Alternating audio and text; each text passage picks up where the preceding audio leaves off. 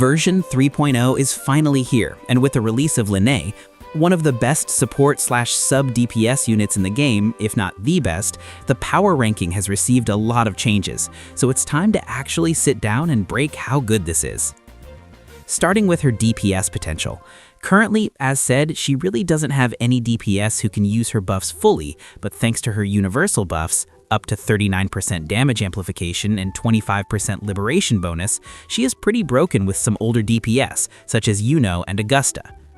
You can pair her with either Yuno and Augusta as a buffer/sub-DPS, or you can play her with both of them. The rotation goes like this: Lynae intro, skill, hold normal attack, then plunge to convert the true color, then liberation, and outro to Yuno. Keep in mind you always want to use her liberation towards the end of the rotation in this team specifically, because you want it to last longer for both Yuno and Augusta. This team is better than the Shorekeeper version after the calcs, which makes sense because Lynae does a lot more personal damage, but it also has a longer rotation if you don't play Quick Swap. Okay, now coming to her DPS potential. Currently, as said, you're mostly going to play her as DPS until next version. Okay, before that, I want to quickly let you know about an insane Christmas offer. You can spin the wheel and earn rewards ranging from massive discounts all the way up to 50% or even 100% coupons. Just click my link below, go to the offer board, claim your spins, and then top up. Right now, Loot Bar is offering massive discounts on active banners, so make sure you use the link below if you're planning to pull. So let's talk how good she is when compared to main DPS like Augusta and Cartathia. Her DPS potential is lower, which is not really something to worry about since she's meant to be a buffer/sub-DPS, but yes, she is not bad. After testing her, Lynae, Sanhua, Shorekeeper is actually very similar to Camellia, Sanhua, Shorekeeper, which is pretty good, showing that even if you want to play her as DPS, she is capable of doing that. Mainly, just to give you an idea of her DPS potential, she's looking to be better than all of the 1.x DPS, except the wheelchair teams like Gion plus Yuno. Some important points to note.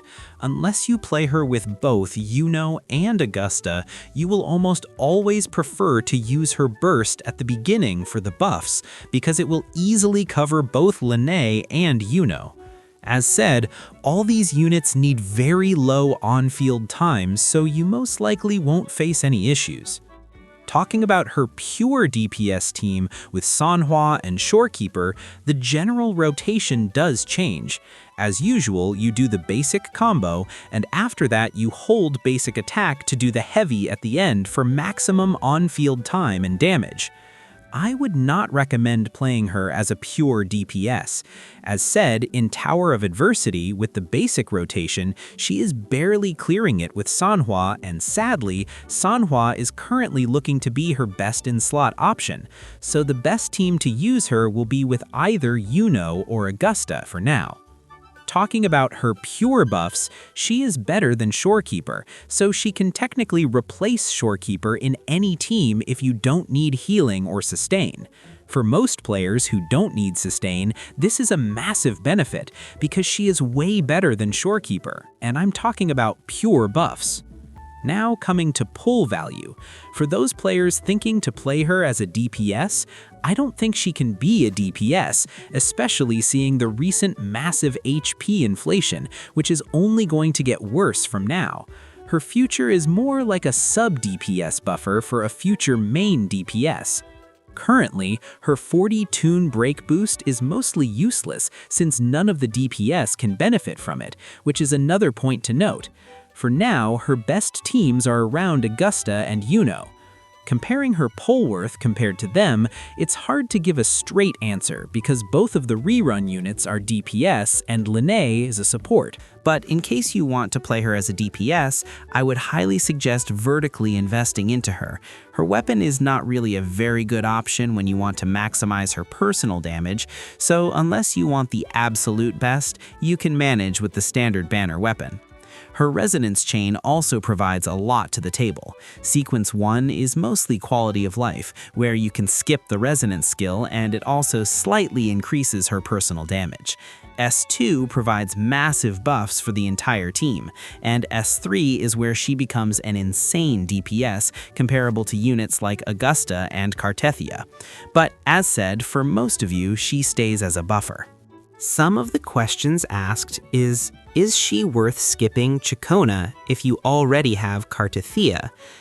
I would personally recommend completing the duo because Cartethia is still very strong, and with Chikona, she is going to clear content for at least one more year. We still don't have any info on how the new DPS characters will turn out, so it's better to complete your duo. For new players who don't have any units, I would say go for the new characters and start making your team around them. And Lynae is honestly insane. She is currently the best buffer, and it is sad we cannot test her full potential yet. For ranking, I would keep Lynae in the same tier as Augusta, Cartethia, Frolova, or Yuno, considering overall account value. We will be making a full guide with all calcs and team options, including the best rotations. I want to test her a bit more, and also a lot will change with the final kit of Mornier, so stay tuned for it. Till then,